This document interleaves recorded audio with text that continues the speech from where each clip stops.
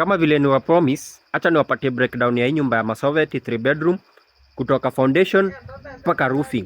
So ndio kuifanya ikuwe simple, nitaiweka into 3 categories. That is materials, transportation cost na cost za labor. So plan approvals ilikuwa 17,000, bricks zilikuwa 5,000 each at 10 shillings, so ikakuwa 50,000. Mchanga ilikuwa lori 3 each at 18,000, so ikakuwa 54,000. Ballast ilikuwa lori moja at 14,000. Hardcore ilikuwa lori moja at 3,500. Maram ilikuwa lori moja at 2,500. Materials za foundation paka lintel ilikula 106,000. Hizi materials ni vitu kama simiti, chuma, zile vitu zinatolewa kwa hardware. Alafu roofing materials hizi ni kama mabati, ridges, valleys zilikula 205,190. Alafu other roofing materials zilikula pia 17,600. Hizi ni vitu kama misumari na some other small things. So total for materials inakuja 453,250. Alafu tunakuja sasa kwa transportation cost.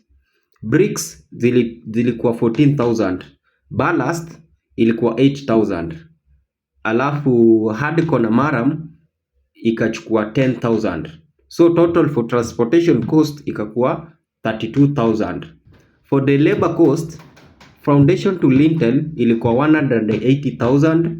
Roofing, loading a hardcore and maram, yani kuweka kwa gari, ilikuwa 1,100.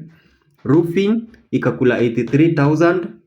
Timber sawing, hii ni ya kukata mbao, juu mwenyewe alikuwa anajikatia mbao, ilikula 36,906. Alafu loading and offloading bricks ikakula 5,300. So the total for labor ilikuwa 306,300. So ukipiga total inakuja 808,556. So the reason why nilisema this one ni affordable ni juu ukikompare na ile nyumba yangu ama ile site ya Nyamira, by the time ilikuwa inafika roofing ilikuwa imefika around 1.2 1.3 hapo, but for this one imefika 800 paka roofing. Na ukiangalia the roofing type ni the same roofing type, so but this one is a bit more economical one due the size of rooms ni a bit smaller, alafu haina dining na ina miss some other things.